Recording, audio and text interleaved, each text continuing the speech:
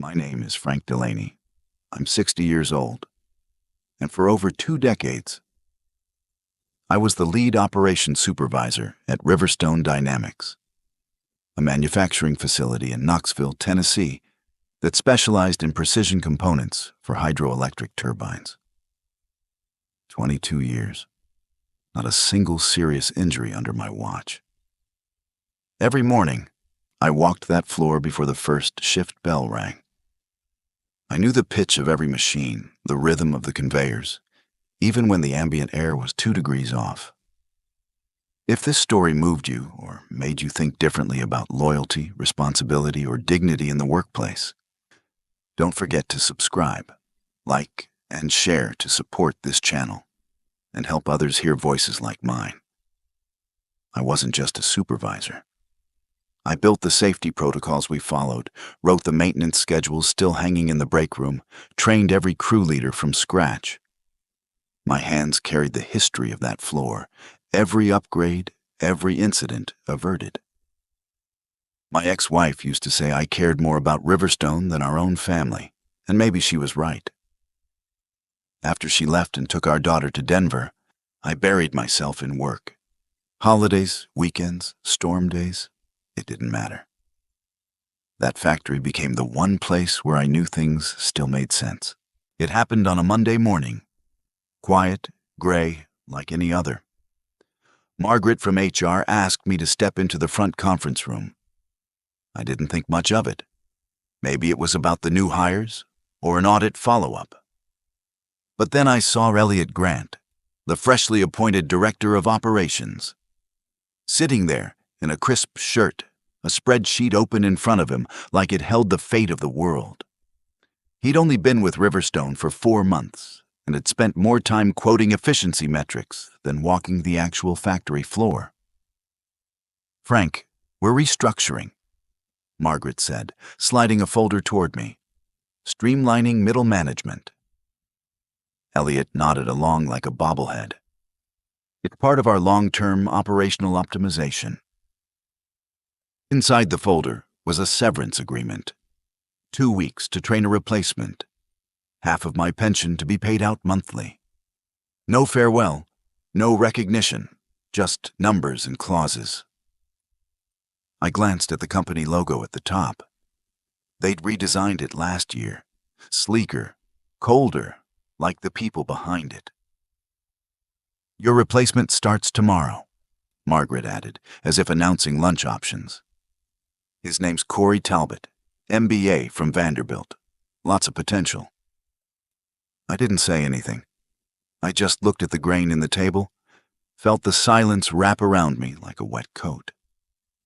22 years. No major incidents. Hundreds of workers had gone home safely because of what I built, because I gave a damn. And now it was being handed off to someone who'd never heard the clank of the number 7 press or smelled burnt hydraulic fluid at shift change. I clenched my jaw and nodded. Understood. Elliot exhaled like he'd been holding his breath. Margaret gave me a tight, corporate smile. My hands were steady, but something inside had already begun to break loose. That evening, I didn't drive straight home. I took the long route past the old dam where my father used to work. What's left of it, anyway. Overgrown fencing, rusted piping, concrete breaking apart like forgotten memories. He spent 30 years down there, wrench in hand, never missed a day. "A man's value isn't in what he says, Frank," he told me once, grease on his knuckles. "It's in what he builds and what he protects." Those words stuck to me like oil on skin. Riverstone had been my life. I started when Lena, my daughter, was still in diapers. Back then, the job meant stability, health insurance, a second-hand truck that wouldn't die, and maybe, just maybe, enough left over for a family trip each summer. I worked night shifts at first, missed birthdays, school recitals, anniversaries. I told myself it was temporary, that one day I'd make it up to them. 3 years in, I was promoted to shift supervisor. 7 years later, assistant foreman. I remember the day Tom Keller, the old lead before me, handed me the clipboard. "It's yours now," he said, with a nod like passing a sacred torch. From then on, that floor became my second home. I could feel vibrations through the soles of my boots and know which machine was off rhythm. I could smell coolant leaks before the sensors caught them. People came to me with problems because they knew I cared, because I listened. When Angela, my ex-wife, left and took Lena to Denver, I poured everything I had into Riverstone. It became the only place I still felt useful, the one thing I had left to fix when everything else had already fallen apart. That night, as I pulled into my driveway, I looked at my old steel-toed boots by the porch, scuffed, beaten, soaked in 20 years of dust and heat. They didn't look like much, but to me, they were proof that I had mattered. And now, they wanted me to pretend none of it meant anything. The shift didn't happen overnight. It crept in slowly, like rust behind fresh paint. Riverstone had been bought out by Cypress Holdings back in 2021, a private equity group based out of New York. They came in with smiles and slide decks, promising streamlined operations and future-focused restructuring. Most of us on the floor didn't know what to make of it. We were used to hammers and schematics, not shareholder calls and optimization metrics. At first, things stayed mostly the same.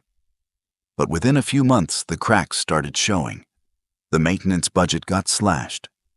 Orders for backup parts were delayed.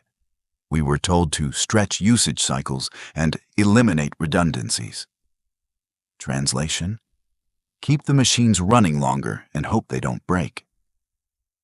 Then came the supplier swap. The high-quality fittings we'd used for years were replaced by cheaper versions. You could feel it just by holding them. Lighter, less solid, almost brittle. I remember Miguel, one of our veteran welders, holding up a flange and muttering, "This thing's gonna crack under pressure." They also started trimming staff. 3 of my most experienced mechanics, gone, replaced by temporary contractors who didn't even know where the circuit maps were stored. Suddenly, we were being told to push out 10% more product with 20% less support. And then, of course, came Elliott Grant. Fresh MBA, tailored suits, always holding a tablet like it was the gospel. He scheduled a floor-wide meeting during his first week, stood under the overhead crane like he owned the place, and said, "Data-driven decision-making is the future. We'll be modernizing every aspect of production." After that meeting, Calvin, my lead machinist, pulled me aside. "Frank," he said, "this guy's gonna ruin everything." I tried to play it down. We've handled worse. But something in Calvin's eyes told me even he didn't believe that. Neither did I. It didn't take long for Elliott to start chipping away at the foundation we'd built. The first thing he did was cancel our monthly safety reviews. No explanation, just an email that read, "Pending revision under new efficiency framework." I replied, asking for clarification. No response. Then came the training cuts. 3 of my requests for updated certification sessions were denied outright. "Not budget prioritized," they said. He stopped walking the floor entirely after his 3rd week, said he was focusing on strategy. Meanwhile, I was watching tension build in the hydraulic presses, belts slipping more often, coolant systems struggling. I filed reports, flagged issues, asked for inspections. Each time, the answer was the same: "We'll review in Q3. Then they hired 3 junior supervisors straight out of college. Polished resumes, lots of theories, not a single callus on their hands. One of them, a kid named Evan, asked me why we did daily diagnostics on the cutting line. The manual only recommends weekly, he said, like it was gospel. Another one questioned why we ran emergency drills every quarter. I wanted to say, because I've seen what happens when we don't. I started documenting everything. Notes, photos, maintenance delays, every ignored request. Something in my gut told me I'd need proof, not just memories, of how hard we'd fought to keep people safe. I didn't want to be the guy screaming, "I told you so," after someone got hurt. I just wanted to be the guy who stopped it from happening. But the silence from upstairs was growing louder. And that silence had weight, heavy enough to crush the things we'd built if no one stood in the way. The day I met Corey Talbot, I knew exactly what was coming. Fresh face, pressed slacks, and a smile rehearsed in a mirror. He extended a hand confidently. "I'm really looking forward to learning from you before taking over," he said, like I was some historical exhibit he'd get to tour for a few weeks. 28 years old, Vanderbilt business degree, clipboard already full of notes and efficiency ideas. He talked about production metrics and automation potential like he'd already written the next operations manual. But I watched his eyes glaze over when we passed Assembly Bay 2, where Jenna works the line despite managing chronic back pain. He didn't notice Roy, who always runs 15 minutes late but never misses a shift because he rides the bus 2 hours each way. He didn't know the people. He didn't even try. I walked him through the systems, the scheduling boards, the machine diagnostics, the maintenance logs I'd kept manually, just in case corporate ever decided to digitize the wrong way. Corey nodded a lot, typed on his tablet, but never once asked about the crew behind the process. Never asked why we run extra pressure checks during cold snaps, or why we check the sump pump twice when rain's in the forecast. Then, 2 days before my exit, I overheard him in the break room talking to Elliot. "If we shift some coverage, we can eliminate 2 maintenance positions," he said. "And those safety redundancies Frank's obsessed with? The manual doesn't require them." Elliot smiled like he'd just won a bet. They didn't know I was standing behind the vending machine. Didn't know I'd spent the past 2 decades preventing accidents they'd never even imagined. And in that moment, something settled cold and heavy in my chest. They weren't just replacing me. They were unraveling everything I'd built, bit by bit, life by life. On my last Thursday, I cleaned out my locker in silence. No cards, no cake, no send-off speech from management. Just a worn-out duffel bag, some hand tools, and a hard hat with 22 years of grease baked into the lining.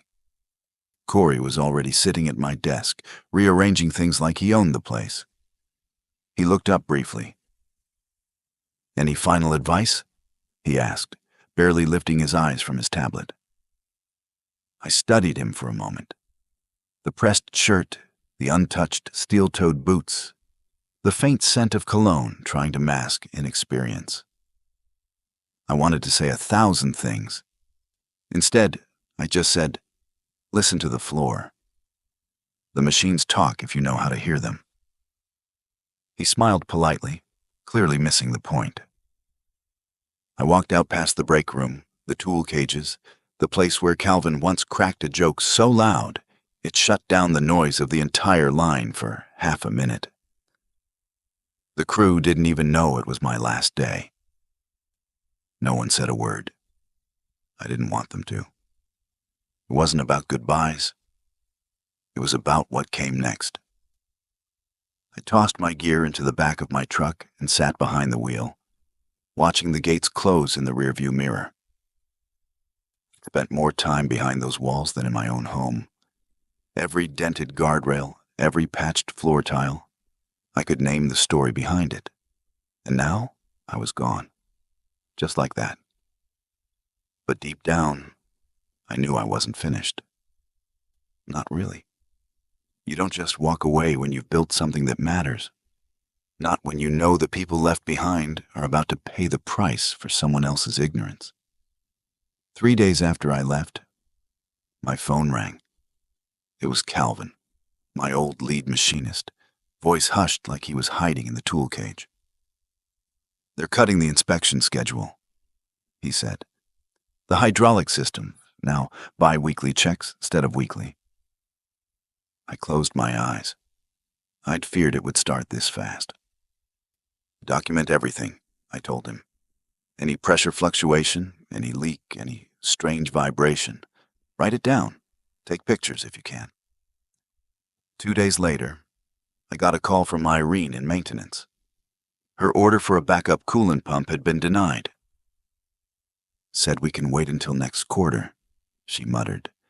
"But if that thing fails in the summer heat—" "Log it," I said. "Every detail." Every night, I added their reports to a private folder on my home laptop. Photos, email screenshots, handwritten notes scanned from notepads. The story was writing itself, one neglected warning at a time. After a few more weeks, I reached out. I wrote a professional, carefully worded email to Elliot and Margaret from HR. I kept it neutral. Given my history with Riverstone Systems, I'd be happy to consult if you'd like to discuss the implications of any protocol modifications. Margaret replied within the hour. "Thank you for your concern, Frank. Corey's transition has gone smoothly. We'll reach out if needed." Corporate for "Stay in your lane." I didn't push, not yet. But the silence was telling. They weren't just ignoring the risks. They were confident no one could touch them. That's the dangerous part. Because when people start believing they're untouchable, someone always ends up getting hurt. By week 6, the cracks were no longer invisible. The first real shutdown came when the belt on press line 3 snapped mid-cycle. It halted production for nearly 2 hours. No one was injured, thank God, but it shook the crew. That belt had been flagged for replacement weeks earlier. Denied, of course. Week 7 brought a small hydraulic leak near the east valve housing, just enough to slow operations, but not enough for management to call it critical. I knew better. Hydraulic leaks don't whisper for long. They scream eventually. By the 8th week, electrical faults started popping up. 3 separate incidents across 2 shifts. Russell, the night foreman, called me after the 3rd. "They're blaming the equipment, Frank. Corey's telling people the machines are outdated and that your maintenance protocols were overkill." My chest tightened. Those machines had run flawlessly for years under proper care. We never skipped steps, never cut corners. Meanwhile, Irene was quietly collecting data. Calvin too. Notes, photos, even video when they could manage it. We were building something stronger than suspicion. We were building a case. Then Russell dropped a bomb. "Sam's gone," he said one night. "They fired him, called him resistant to change, replaced him with some guy Corey went to college with. Frank, this guy thought a torque wrench was a kind of screwdriver." I didn't say anything at first. I just stared out my kitchen window, lights from the street lamp casting shadows across my old work boots by the door. They were dismantling everything. Not just the machines, the people, the knowledge, the culture, guardrails we'd built with our hands and years of experience. And still, no one was sounding the alarm. Yet, then it happened. Jared, a 19-year-old new hire and Irene's nephew, was running a shift on press line 2 when the guard failed. The same guard I'd flagged as critical 6 months ago. The same one Corey said could be deferred until budget allowed. Jared lost 2 fingers. Just like that. Still dazed and on pain meds, he was handed paperwork to sign, documents that placed the blame on operator error. Irene was beside herself. They waited until his parents stepped out of the room, she said. Didn't even give him time to read what he was signing. That was the moment everything snapped into focus. Later that night, Russell showed up at my door, pale and shaking. "I brought something," he said, holding up a thumb drive. Inside were 2 sets of maintenance logs, real ones, and the ones that had been cleaned up for internal reviews. There were also email chains between Elliott and Cypress Holdings executives, outlining a year-long strategy. Intentional underfunding of safety systems to offset quarterly cost projections. One line stood out more than any other. Insurance handles accidents. Missed profit targets lose investors.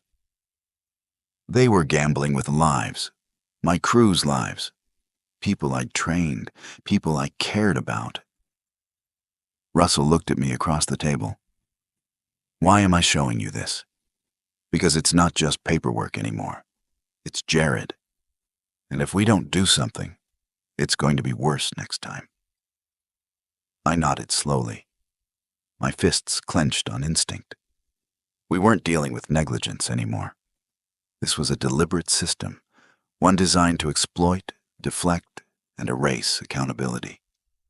And it was time someone brought it down. The next morning, I called a meeting. Not with management, not with lawyers, the people who still believed in what we'd built. We met in Calvin's garage, a quiet spot away from surveillance and suspicion. Around the workbench stood Irene, Russell, Calvin, and Marcia from inspection. No one said a word at first. Just tired eyes, stiff shoulders, and that unspoken feeling that we were crossing a line we couldn't uncross. I laid out the evidence. Russell's files, the emails, the doctored logs, the photo of Jared's bandaged hand. I told them what I suspected, that Riverstone wasn't just neglecting safety. They were weaponizing cost-cutting to squeeze profit margins, all while insulating themselves from liability. "So, what do we do?" Calvin asked. "Go to the press?" "Not yet," I said. "We need leverage. Real, undeniable proof. The kind that corporate can't spin." I handed each of them a small envelope. Inside, an index card with my direct number and a single instruction. Document everything. Dates, photos, internal memos. If something's wrong, don't report it up. Report it to me. They all nodded. No arguments. No fear in their eyes anymore. Just quiet resolve. As I left the garage, I glanced back and saw them still standing around the workbench, like soldiers before a mission. That's when I knew we weren't alone in this. We were building something again, only this time it wasn't a machine. It was a reckoning. For the next 2 weeks, I became a ghost. I never stepped foot on Riverstone property, but I was there. In every shift log Calvin sent me, every maintenance ticket Marcia photographed, every late-night call from Irene whispering updates from the supply closet. The plant didn't know it, but its walls had started talking. I cataloged everything. Overheated valves, denied parts orders, memos pressuring supervisors to reevaluate redundancy thresholds. The picture was getting clearer and uglier. This wasn't a few careless decisions. This was policy, strategy, a calculated dismantling of the very systems that kept people alive. But I needed more than complaints. I needed outside weight. My first move was George Langston, an old contact now working for Stratus Energy, Riverstone's largest client. I invited him to breakfast at a diner across from the rail yard. Over coffee, I showed him a photo of a defective pressure valve that had shipped 2 weeks ago. "This pass inspection?" George asked. "Not under my watch." He leaned back, quiet. "If these are making it into our turbines, we have a bigger problem than late shipments." "All I'm asking," I said, "is that you run your own audit. Look past the numbers, Look at the welds, the tolerances. He nodded once. That was all I needed. Outside the diner, the air was thick with early summer heat. I looked out toward the smokestacks in the distance and whispered to myself, "Your move, Riverstone." My second move was calling Helen Barnes at the State Industrial Safety Board. I didn't just offer vague concerns this time. I gave her documentation, time-stamped photos, internal memos, shift reports cross-referenced with denied maintenance requests. Every piece of evidence was tied to a name, a date, and a policy failure. "This is substantial," she said, voice steady. "Much more than what you provided last time." "I know," I replied, "and I'll keep it coming. But I need you to keep my name out of it, for now." Helen paused. "We'll escalate this to my supervisor. A full inspection will be scheduled within the next 2 weeks, unannounced." I hung up and stared at the file folders on my desk, their labels written in blocky black marker. Cooling lines, hydraulics, personnel cuts, injury reports. Then I made my riskiest call yet. I reached out directly to Corey Talbot. He agreed to meet, surprisingly, with no hesitation. We sat across from each other at a small barbecue joint near the highway. He looked drained, hollow-eyed, like someone drowning in numbers that no longer added up. "I didn't come here to gloat," I told him.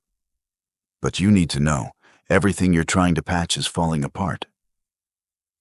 He ran a hand through his hair, sighed. "They said the systems were outdated, that you were resistant to change.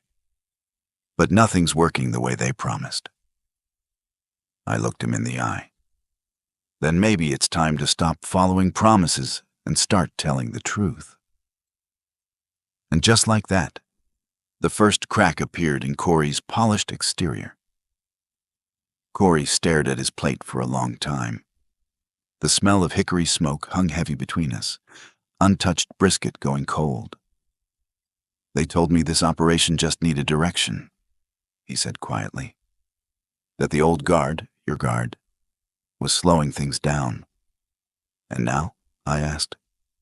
He exhaled sharply. "I'm drowning. Equipment's failing every other day. Crew morale's gone. Corporate wants numbers, not excuses." I leaned forward. "You've got a decision to make. You can be the fall guy when this comes crashing down, young manager who couldn't control the floor, or what?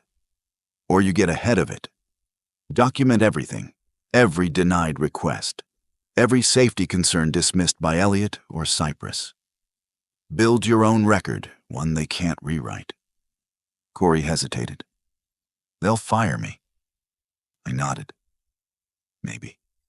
But someone's already been hurt, and if this continues, it won't be the last." The silence between us stretched. Finally, I reached into my jacket and handed him a card. "My number. You've got 1 week to decide." 3 days later, I got a text. "I'm in. What do you need from me?" I stared at the screen, my thumb hovering for a second before replying. "Everything, Corey. Every corner they've cut." And just like that, the final piece moved into place.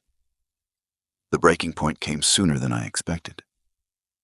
At 6:15 a.m. on a Thursday, my phone rang. Elliott Grant. His voice, usually polished and detached, cracked with urgency. "Frank, we have a situation." I already knew. The plant group chat had lit up the night before. Press line 1 had gone down, the big one, the heart of production. Total failure. No injuries, thankfully, but operations had come to a dead stop. "Let me guess," I said. "No one knows what caused it." Silence. "Our maintenance team's struggling. We need you to come in, just temporarily, as a consultant. The company's willing to compensate. Name your rate." I nearly laughed. "You fired the guy who knew that press inside and out, and now you want me to fix what you broke?" He sighed. "We're not here to rehash the past. Can we talk terms? 300 an hour. Cash. No interference. Pause. And I bring my team. Calvin, Irene, and Russell. Full authority over repairs, parts, and access to every maintenance log from the last 6 months. There was another long silence. Then, fine.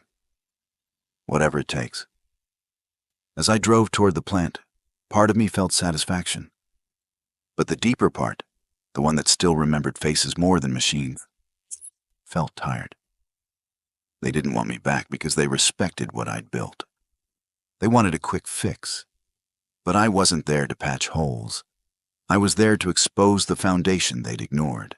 When I stepped back into the plant, everything felt off. Operators stood idle, avoiding eye contact. Supervisors whispered in corners. The usual buzz of machinery was replaced by silence and tension. And there it was. Press line 1, the beast of the floor. Sitting cold, cables dangling, diagnostic screens flashing red. Corey approached fast, clipboard clutched in hand. "It's worse than we thought," he said. "Multiple system failures. The backup seals were never replaced. Cooling lines were overdue. It's a chain reaction." I nodded, already spotting 3 maintenance gaps just by looking. Then I turned to Elliot, who hovered nearby like a nervous executive trying not to look desperate. "Before I do anything," I said, pulling out my phone, "you should see this." I sent a message. Seconds later, his inbox pinged. "That's a full report. Photos, logs, internal memos. Sent to Cypress Holdings, the State Safety Board, and Stratus Energy. It outlines every ignored warning and every cost-cutting measure that led us here." Elliot paled. "You can't." "I already did," I interrupted. "Now the question is, do you want this fixed, or do you want the headlines?" He didn't answer. Didn't have to. We both knew this wasn't just about one broken machine anymore. It was about everything they broke on the way to shaving a few dollars off a spreadsheet. It took us 3 days to bring press line 1 back online. Not because the repair was complex, but because the damage ran deeper than the machinery. Filters clogged with metal shavings, cooling systems bypassed, pressure regulators rigged with temporary seals that had cracked weeks ago. The whole thing was a ticking bomb, and they'd ignored every warning. While we worked, the fallout began. Stratus Energy suspended all incoming orders, pending a full audit of Riverstone's production quality. The State Safety Board arrived unannounced with a team twice the size of their previous visit. And Cypress Holdings? They flew in their own crisis management unit. Clipboard people in suits, whispering in hallways, asking questions they didn't want honest answers to. By the end of that 3rd day, Elliot Grant was gone. Reassigned, they said. More likely relocated before the storm hit. Corey stayed on, but in a limited role, now reporting to a new director sent down from corporate. His name was Thomas Whitfield, polished, calm, quiet. The kind of guy who listens before he speaks. After the press was humming again, Thomas pulled me aside. "You've done impressive work, Frank," he said. "The executive team reviewed your documentation. Very thorough." I didn't respond. I wasn't there for praise. "We'd like to offer you something more permanent," he continued. "Director of Plant Operations. Full control over maintenance and safety systems." I looked at him, expression flat. "We'll talk," I said. But deep down, I already knew my answer. Thomas laid out the offer. Title, salary, full authority over safety protocols, a 30% pay bump, even a corner office if I wanted it. I let him finish, then leaned back in my chair. "That's the problem," I said. "Safety isn't something you budget quarter by quarter.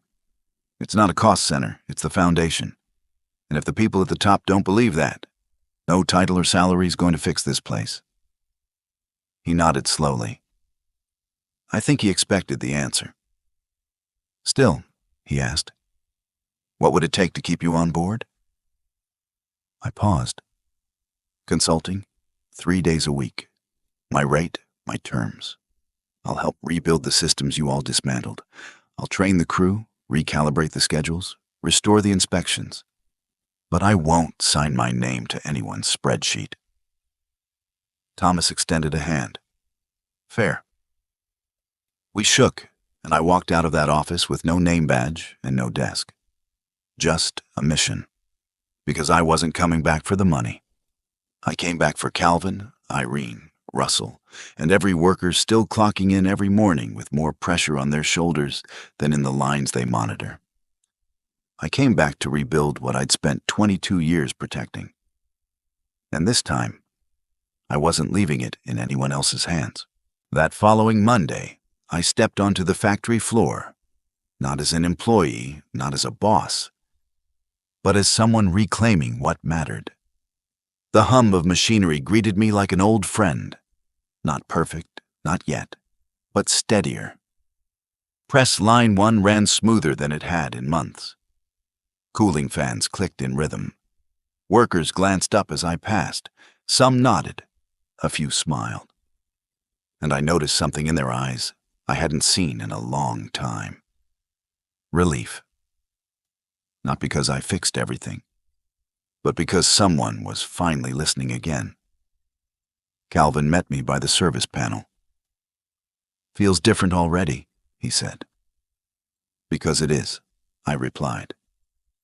"And we're just getting started." I checked the inspection schedule on the new board we'd installed, one that didn't rely on budget approvals or quarterly targets. Every name written in bold, every shift accounted for. And when I passed the break room, Jared was there, arm in a sling, but smiling. "They let me come back part-time," he said. "Said the old guy vouched for me." I didn't say anything, just gave him a nod. Because this wasn't about revenge. It never was. It was about legacy. About choosing to stay when it would have been easier to walk away. About making sure the people who show up every day to build someone else's dream don't get buried by someone else's negligence. And this time, they weren't alone. That Friday after the floor meeting, I went home later than usual. Couldn't shake what Calvin said. "This guy's gonna ruin everything."